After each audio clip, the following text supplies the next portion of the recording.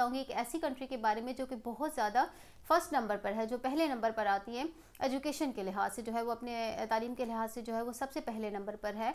और वो क्यों है, उसकी क्या हकीकत है, उसकी क्या खसूसियात हैं उस कंट्री की, वो मैं आज आपके साथ शेयर करूँगी। चलते हैं आज की वीडियो की तरफ और मैं आपको बताऊँगी कि क्या क्या इंपॉर्टेंट जो हैं वो उसमें उस कंट्री में जो है क्या क्या इंपॉर्टेंट क्वालिटीज़ हैं।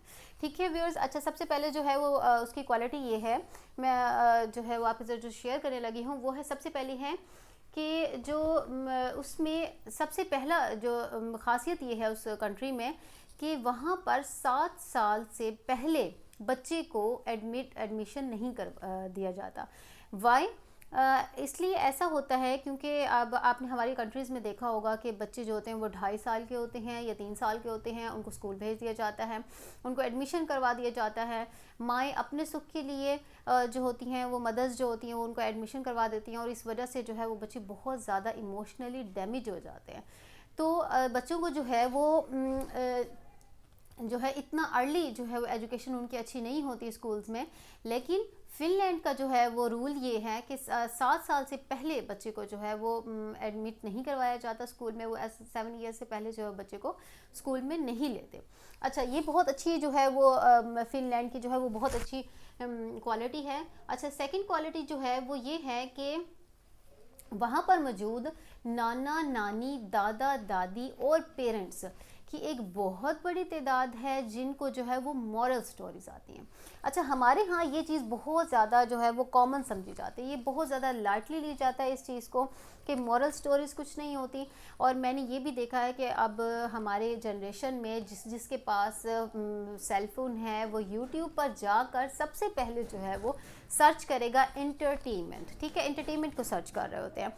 तो ये चीज़ जो है वो, और कोई सर्च नहीं करता मॉरल स्टोरीज़ को, कोई सर्च नहीं करता, कोई उसकी तरफ नहीं जाता मोटिवेशनल स्पीचेस, मोटिवेशनल वीडियोस की। हालांकि ये हमारी लाइफ में बहुत ज़्यादा इंपॉर्टेंट है। और फिनलैंड में जो है वो ये सबसे ज़्यादा चीज़ को इम्पॉर्टेंट दी जाती है कि वहाँ पर नाना नानी जो बुज़ुर्ग होते हैं, जो दादा दादी होते हैं, जो पेरेंट्स होते हैं, उनका मानना ये है कि अगर हम मॉरल स्टोरीज़ जो हैं वो बच्चों को सुनाएंगे तो उनका माइंड डेवलप होगा, उनका माइंड जो है वो तहज़ीबदार बनेगा। वो ये समझेंगे कि बच्चे जो है वो इससे ये सीखेंगे हमारी मॉरल स्टोरीज से, उनकी जो है वो बेस बनेगी। और ऐसा ही है, हमें भी अपने जो है वो अपने बच्चों को एक अब बिफोर बेड, अगर आप बेड पर जाने से पहले सुना दें या आप मिड में जहाँ भी आपको टाइम मिले, एक मॉरल स्टोरी हमें अपने बच्चों को सुनानी चाहिए। इससे क्या होता है कि उनका जो है वो डेवलप होता है, माइंड डेवलप होता है। तो ये बहुत ज़्यादा ज़रूरी है बच्चों की जो है वो परवरिश के लिए। अच्छा, सेकंड स्टेप जो है, बच्चों का सोशल होना बहुत ज़रूरी है। वहाँ पर बच्चों का सोशल होना क्यों ज़रूरी है? क्योंकि वो ये समझते हैं कि बच्चों की अटैचमेंट बहुत ज़रूरी है उनके पेरेंट्स के साथ। पेरेंट्स ये समझते हैं कि उनकी अटैचमेंट जो है वो दादा दादी के साथ, नाना नानी के साथ, कज़न्स के साथ, रिलेटिव्स के साथ, सबके साथ जो है वो अटैचमेंट होनी चाहिए। ये बहुत ज़बरदस्त उनकी सोच है और ये बहुत इंपॉर्टेंट वो इस चीज़ को समझते हैं कि बच्चों का सोशल होना बहुत ज़रूरी है, कि उनकी अटैचमेंट हर रिश्ते के साथ हो, हर जो है वो नेबर्स के साथ भी, फ्रेंड्स के साथ, सबके साथ जो है उनका सोशल होना बहुत ज़रूरी होता है। वो ये चीज़ जो है वो इसको इम्पोर्टेंट समझते हैं और ये है भी बहुत ज़्यादा। और हमारे यहाँ ये बहुत ज़्यादा किया जाता है कि पुप्पियाँ जो होती हैं वो खाला के ख़िलाफ़, या जो नानके होते हैं वो दादकों के ख़िलाफ़ जो है वो बहुत ज़्यादा बच्चे के माइंड में जो है वो जहर उगल रहे होते हैं। ऐसा नहीं होता कि और ये मैं ये समझती हूँ कि एक बच्चे के लिए उसके ननियाल और उसके ददियाल दोनों उसका एक हिस्सा है। ठीक है, दोनों इम्पॉर्टेंट हिस्सा है उसकी लाइफ के। दोनों में जो है बच्चे को जो है वो लाडला होना चाहिए, बच्चे को जो है वो अटैच होना चाहिए दोनों से। तो ये चीज़ बहुत ज़्यादा इंपॉर्टेंट समझी जाती है फिनलैंड के लोगों में। अच्छा, फोर्थ जो क्वालिटी है वो ये है, सबसे ज़बरदस्त क्वालिटी वो ये है कि हर 45 मिनट के बाद 15 मिनट की ब्रेक होती है फिनलैंड के स्कूल सिस्टम में। अच्छा, ऐसा क्यों है? क्योंकि साइकोलॉजी में जो है वो, साइकोलॉजी के माहिरीन के मुताबिक ये चीज़ जो है वो, इस चीज़ को सर्च किया गया है कि इंसान जो है ना, जब 45 मिनट तक पढ़ता है, अपने माइंड को बिज़ी रखता है, तो 45 मिनट के बाद चाहे कितना ही ज़बरदस्त माहौल हो, चाहे कितना ही अच्छा माहौल हो, 15 मिनट के बाद जो है वो उसका जो माइंड लेवल जो है ना वो इधर उधर भटकना शुरू हो जाता है। चाहे कितना ही फ्रेश माहौल है, चाहे कितना ही अच्छा माहौल है, जो बच्चे का जो मीन्स जो पढ़ने वाला होता है, स्टूडेंट्स जो होता है, उसका जो माइंड है वो इधर उधर भटकने लग जाता है, वो डिस्टर्ब होना शुरू हो जाता है। तो हर 45 मिनट के बाद 15 मिनट की ब्रेक बहुत ज़रूरी है। तो फिनलैंड में यही होता है कि हर 45 मिनट के बाद जो है वो स्कूल में 15 मिनट की ब्रेक दी जाती है, जिससे बच्चा जो है उसका माइंड फ्रेश हो जाता है, उसका जो वो माइंड है वो बिल्कुल दोबारा से रीसेट हो जाता है और वो अगेन जो है वो फ्रेशली स्टडी कर सकते हैं।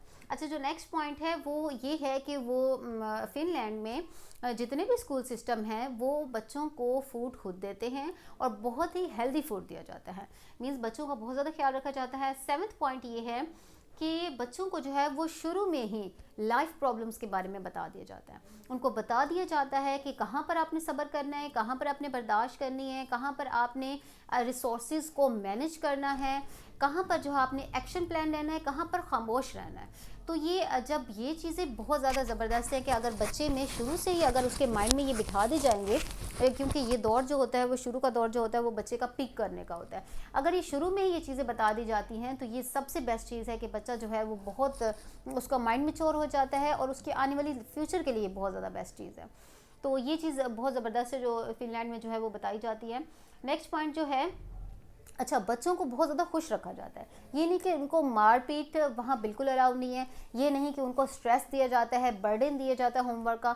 इनफैक्ट इसके उल्ट ये है कि वहाँ पर बच्चों को गेमिंग के थ्रू जो है वो खिलाया जाता है। आप कभी नेट पर सर्च कीजिएगा, फिनलैंड के बारे में बहुत ज़बरदस्त सिस्टम है, इसीलिए फिनलैंड जो है वो फर्स्ट नंबर पर है तालीम के लिहाज से, पहले नंबर पर है, क्योंकि ये चीज़ें हमारे लिए बहुत छोटी हैं, ये स्टेप्स जो है वो हमें बहुत जो है वो छोटे लगते हैं, लेकिन ये बहुत इंपॉर्टेंट है और ये बच्चे के बेस बनाने के लिए, बच्चे को बिल्डअप करने के लिए बहुत ज़्यादा इंपॉर्टेंट पॉइंट्स हैं। अच्छा, नेक्स्ट पॉइंट जो है, हाँ, सबसे इंपॉर्टेंट पॉइंट जो फिनलैंड का है वो ये है कि टीचर्स जो हैं वो जो होती है फर्स्ट ग्रेड से जो टीचर अपॉइंट की जाती है वो लास्ट ग्रेड तक वही टीचर होती है, कोई टीचर वहाँ पर चेंज नहीं किया जाता।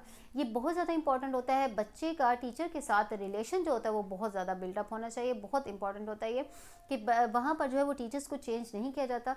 ऑब्वियसली जब एक टीचर फर्स्ट ग्रेड से आपको पढ़ा रहा है या पढ़ा रही है तो वो आपकी नेचर को, आपकी साइको को बहुत ज़बरदस्त तरीके से समझ आती है और उसको पता होता है कि मैंने इसको किस तरह से डील करना है इस बच्चे को, कि ये जो है वो अपने अंदर बेहतरी लाएगा या जो बेस्ट चलेगा। तो ये एक टीचर को जो है वो ज़्यादा जो है तो वो पता होता है। अच्छा, नेक्स्ट जो है, वहाँ पर ये नहीं है कि लाइक बच्चों के अलग सेक्शन है, नालायक के अलग सेक्शन है, इस तरह से बिल्कुल नहीं होता। वहाँ पर जो है जैसे यहाँ पे सेक्शन होते हैं ए बी सी, या बच्चों के लाइक बच्चों के अलग बना दिए जाते हैं सेक्शन। इससे क्या होता है कि बच्चा डीमोटिवेट होता है, बच्चे का माइंड लो हो जाता है। जब आप किसी बच्चे को बार बार से यही कह रहे हो कि आप बुरे हो या आप निकम्मे हो या आप दूसरों से कमतर हो, ये चीज़ें जो होती हैं वो बच्चे में एहसास कमतरी डालती हैं और बच्चे का माइंड जो है वो बहुत ज़्यादा स्ट्रेस हो जाता है और वो ऑब्वियसली यही सोचता है कि जब मुझे समझा ही बुरा जा रहा है, जब मेरे बारे में बुरा ही ख्याल किया जा रहा है, तो ठीक है, इट्स ओके, मुझे मेहनत करने की या कोशिश करने की क्या ज़रूरत है। अच्छा, ये तो थे पॉइंट्स फिनलैंड के, और ये देखिएगा व्यूअर्स, आपको भी अंदाज़ा हो रहा होगा कि ये कितने ज़बरदस्त पॉइंट्स हैं। और अगर हम अपने बच्चों में ये चीज़ें डालें और अगर हम अपनी एजुकेशन सिस्टम में ये चीज़ें लाएं तो कितना ही बेस्ट हो सकता है हमारा एजुकेशन सिस्टम, और हम भी जो है वो तालीम के लिहाज से जो है वो आगे बढ़ सकते हैं। हमारी कंट्री में भी ऐसा ज़रूर होना चाहिए। उम्मीद है आपको मेरी वीडियो अच्छी लगी होगी, आपको बहुत कुछ सीखने को मिला होगा, बहुत सी आपको हेल्प मिली होगी मेरी वीडियो से। मिलते हैं नेक्स्ट वीडियो में। अपना बहुत सा ख्याल रखिएगा, दुआओं में याद रखिएगा। अल्लाह हाफ़िज़।